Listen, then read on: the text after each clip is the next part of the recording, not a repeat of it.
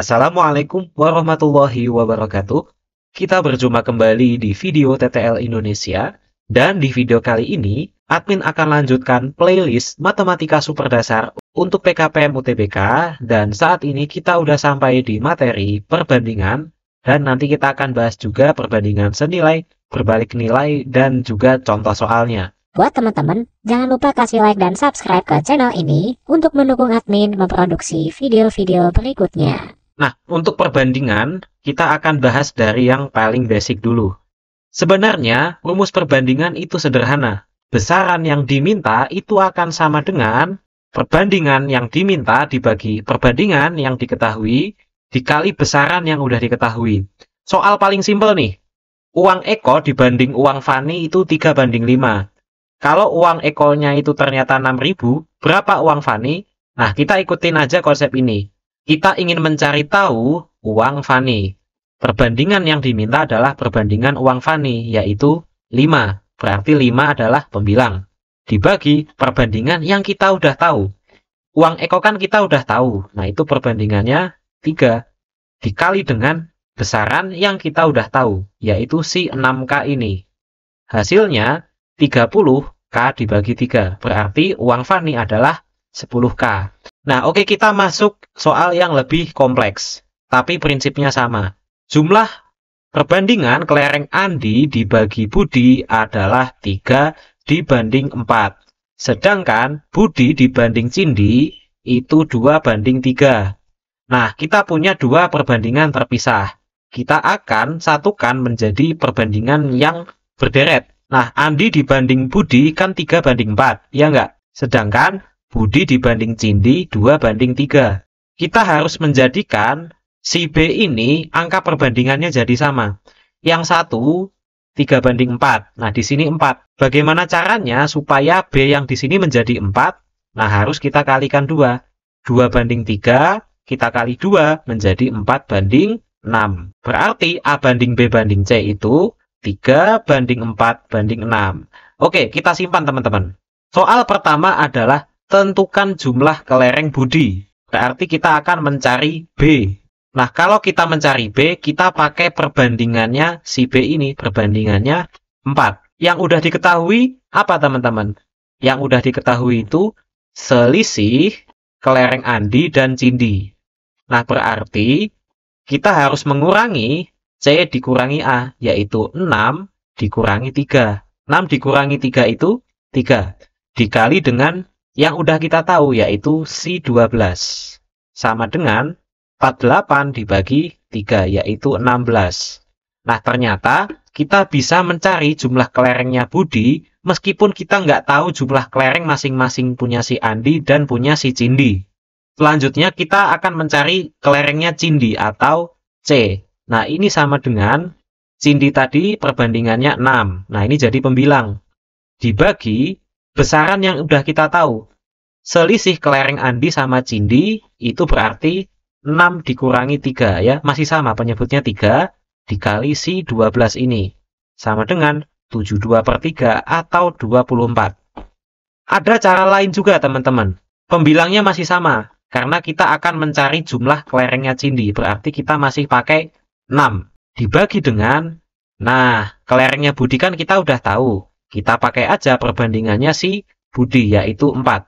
6/4 dikali jumlah kelerengnya si Budi, 16. Kita kalinya 16 sekarang. Sama dengan 96/4. Ternyata jawabannya sama, yaitu 24. Itulah keajaiban konsep perbandingan, teman-teman. Selanjutnya, selisih kelereng Andi dan Budi. Misalnya kalian nggak tahu jumlah masing-masing kelereng nih. Nah, untuk mencari selisih Andi sama Budi atau A minus B atau sebaliknya ya teman-teman ya. Kita cari aja selisih A dan B di perbandingan ini. 3:4. Selisihnya 1. Dibagi dengan yang udah kita tahu. Yang udah kita tahu kan selisih Andi dan Cindi. Berarti Andi dan Cindi 3 sama 6 selisihnya 3. Kita kalikan dengan besarannya, yaitu 12. Hasilnya sama dengan 12/3 atau 4. Nah, ternyata dengan konsep ini kalian nggak perlu mencari besaran masing-masing kelereng. Kalian langsung ketemu jawabannya. Oke, teman-teman, kita let's go lagi. Nah, selanjutnya kita punya pertanyaan perbandingan umur. Nah, perbandingan umur ini admin lebih suka kalau menggambar garis bilangan. Garis bilangan ini kita bagi. Yang atas adalah Mutia, yang bawah Nani. Bebas, sama aja. Yang atas adalah M, dan yang bawah adalah N. Ini menandakan umur yang sekarang. Nah, selanjutnya tugas kita mengubah kalimat soal menjadi kalimat matematika. Langsung aja. Umur Nani 7 tahun lalu adalah N-7. Iya nggak? Karena umur sekarang adalah N. Ini sama dengan 1,5 kali umur Mutia 7 tahun lalu. Berarti umur Mutia 7 tahun lalu M-7. Selanjutnya, jika umur Nani sekarang adalah 7 tahun lebih tua dari Mutia, kita punya persamaan kedua. Umur Nani sekarang 7 tahun lebih tua dari Mutia. 7 plus M. Nah, kalau kita gambar di garis bilangan berarti ini kan Nani minus 7 atau 7 tahun lalu. Dan di sini adalah M-7, ya enggak? Dan tugas kita menyelesaikan sistem persamaan ini. Ini kayak SPLDV, tapi kita pakai substitusi langsung ya, biar cepat. Kita masukkan aja N-nya ke N yang atas. Berarti kita punya 7 plus M dalam kurung minus 7, ya enggak? Sama dengan 1,5 M-7. Langsung kita kalikan. 1,5 M dikurangi 1,5 kali 7, 10,5. Yang ini bisa dicoret. Berarti kita punya M sama dengan 1,5 M min 10,5. Berarti M dikurangi 1,5 M, ya enggak? Pindah ke kiri, sama dengan min 10,5. 1 M dikurangi 1,5 M, berarti setengah M minus, ya kan? Sama dengan min 10,5. Kita kalikan aja kedua ruas dengan minus 2. Berarti kita punya M sama dengan 10,5 kali 2, minusnya hilang, 21. Nah, yang ditanya adalah Nani 5 tahun lagi.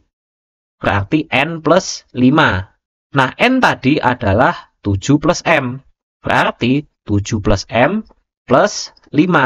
Kita masukin M-nya 21. Berarti 7 ditambah 21 plus 5 sama dengan 33. Ternyata gampang banget, teman-teman. Nah, kita masuk perbandingan senilai. Perbandingan senilai itu perbandingan yang akan bertambah banyak seiring dengan peningkatan salah satu variabel. Nah, perbandingan ini menyangkut produktivitas terutama. Misalnya, kalian kalau kerja 1 jam, kalian bisa dapat uang 10.000. Nah, kalau kalian kerja 3 jam, kan kalian pasti dapatnya 30.000. Nah, ini yang dimaksud perbandingan senilai. Langsung aja, Pak Teguh pengusaha genteng. 10 genteng itu dalam 45 menit. Pertanyaannya, kalau kerjanya 4,5 jam atau berapa menit nih? 270 menit, dapat berapa genteng? Nah, pertanyaannya kan gitu. Nah, bagian ini langsung kita jadikan perbandingan yang tidak dibalik. 10 per X sama dengan 45 per 270. Ada yang bisa kita coret nggak, teman-teman? 45 dicoret itu 1, 270 dibagi 45 itu dapat 6. Berarti kita punya 10 per X sama dengan 1/6. Nah, ini boleh dikali silang. X dikali 1 itu X, 10 kali 6 itu 60. Jawabannya yang C, teman-teman. Masih gampang, kita lanjut soal berikutnya. Mencuci pakaian. Nah, ini juga perbandingan senilai karena menyangkut kebutuhan, teman-teman. Jadi dia harus senilai. 200 gram pakaian butuhnya itu 30 mili. Nah, kalau pakaian yang dicuci itu 2,2 kilo atau 2.200 gram, pertanyaannya berapa mili yang dibutuhkan? Masih sama, kita lakukan perbandingan senilai. 200 per 2.200 sama dengan 30 per X. Yang atas bisa dicoret menjadi dibagi 200 itu 1, yang bawah dibagi 200 itu 11, ya, nolnya hilang, 2 per 22, 1 per 11. Kita kali silang, berarti 1 dikali X sama dengan 30 kali 11, 330 mili. Jawabannya yang B. Nomor 5, nah ini juga tentang kebutuhan. Untuk membuat nastar, Ibu Mulyani perlu 500 gram tepung dan 300 gram selai nanas. Nah, kalau pakai tepung 4 kg, nah berarti selai nanasnya perlu berapa kilo? Langsung aja 500 gram dibagi 300 gram sama dengan 4 kilo tepung dibagi X kilo. Jadi gram dibagi gram. Jadi perbandingan antara tepung per nanas ini harus sama. Tepungnya 500, nanasnya 300. Tepungnya 4 kilo, nanasnya berapa? Nah, kita cari dengan kali silang. Ini coret, ini coret. Berarti 5 per 3 sama dengan 4 per X. Kita kali silang, 5X sama dengan 4 kali 3, yaitu 12. X-nya sama dengan 12 per 5, atau 2,4. Nah, ini sama dengan 2,4. Berarti P-nya lebih dari Q. Jawabannya yang A. Oke teman-teman, bisa ya teman-teman? Kita masuk soal yang lebih rumit, yaitu perbandingan berbalik nilai. Nah, perbandingan berbalik nilai ini berkaitan dengan tenaga teman-teman. Misalnya, teman-teman bekerja, tapi kalau yang bantuin itu makin banyak, kan selesainya lebih cepat. Jadi dia mostly perbandingan antara tenaga sama waktu atau time. Langsung aja, proyek 30 hari dikerjakan dengan 25 pekerja. Nah, pertanyaannya, kalau pekerjanya ternyata 50, nah berarti bisa selesai berapa hari? Nah, cara pertama, kalian langsung balik perbandingannya. 30 per X itu 50 per 25. Jadi langsung ditukar posisinya ya teman-teman ya. Ini 50 dicoret bagi 252, 25 bagi 2, 1. Berarti 2X sama dengan 30, X-nya sama dengan 15. Jawabannya yang C. Nah, cara kedua yang menurut admin ya, ini lebih masuk akal. Admin pakai cara H dikali P, yaitu hari dikali pekerja itu selalu sama atau konstan. Karena ini menyatakan usaha yang dilakukan. Nah, kita kali aja 30 sama 25. 30 kali 25 harus sama dengan 50 dikali berapa pekerjanya, P misalkan. Nah, kalau gini, P sama dengan 30 dikali 25 per 50. Ini coret dapat 1, coret dapat 2, sama dengan 15. Ternyata sama aja teman-teman. Tapi kalau yang ini kita dapat konsepnya. Kita tahu konsep bahwa usaha atau jumlah pekerja dikali dengan hari usahanya itu mencerminkan total usaha yang kita lakukan. Makanya dia konstan. Kalau bahasa kerennya itu H1 dikali P1 sama dengan H2 kali P2. Gitu teman-teman. Selanjutnya nih, supaya kalian lebih paham tentang konsep usaha. Ceritanya ada yang buat emping melinjo. Nah, dia kan cara bikinnya dari biji melinjo ini dia harus dipukul teman-teman pakai palu. Nah, dia perlu 6 pukulan dengan pukulan masing-masing gayanya sebesar P Newton. Nah, berarti usaha yang dilakukan adalah bukan usaha secara fisika ya, tapi secara hitungan aja, yaitu 6 dikali P atau 6P. Nah, ternyata ada pekerja lain yang gayanya lebih kuat, yaitu 2P Newton. Nah, pertanyaannya perlu berapa pukulan? Nah, berarti 2P dikali berapa pukulan, yaitu X. Berarti X-nya sama dengan 6P dibagi 2P, sama dengan 3 pukulan. Jawabannya yang B. Nah, ini kan lebih enak kalau kita pakai konsep perkalian yang menyangkut usaha, teman-teman. Nah, selanjutnya kita punya soal perbandingan berbalik nilai, tapi yang hot banget, teman-teman. Nah, di sini kita akan pakai konsep H dikali P. Yang mana konsep ini sakti banget ketika soalnya hot, teman-teman. Jadi, kita punya rencana mendirikan gedung dengan 40 pekerja selama 30 hari. Nah, kita hitung H dikali P-nya. 30 hari dikali pekerjanya 40 sama dengan 1.200. Nah, pada fase pertama, pekerjaan ini lancar, teman-teman. Sampai pada hari ke-16 ada 10 orang yang mundur. Nah, kalau mundurnya di hari ke-16, berarti sampai ke hari 15 dia masih aman, iya nggak? Pada hari ke-15, pekerjanya masih 40. Berarti H dikali P-nya adalah 15 hari dikali 40 pekerja, 600. Ini hari 1 sampai hari 15. Nah, setelah hari ke-16, pekerjanya mundur 10. Berarti pekerjanya dari 40 menjadi 30. Nah, ini berlangsung selama hari ke-16 sampai ke sebelum hari ke-21, yaitu hari ke-20. Itu ada 5 hari, teman-teman. Iya nggak? Sama dengan 150. Pertanyaannya, berapa pekerja tambahan supaya proyek selesai tepat waktu? Berarti 600 ditambah 150 ditambah sesuatu ini harus sama dengan 1200. Nah, kita hitung H dikali P di fase yang ketiga ini. Sisa harinya berapa, teman-teman? Dari hari ke-21 masih ada 10 hari. Iya nggak? Dikali jumlah pekerja seharusnya. Kita sebut sebagai M ya. Nah, si kotak ini berarti harus sama dengan 1200 dikurangi 600 dikurangi 150. Itu tidak lain adalah 450. Nah, ini cara untuk menjamin proyeknya selesai tepat waktu. Kalau dijumlah harus sama dengan 1200.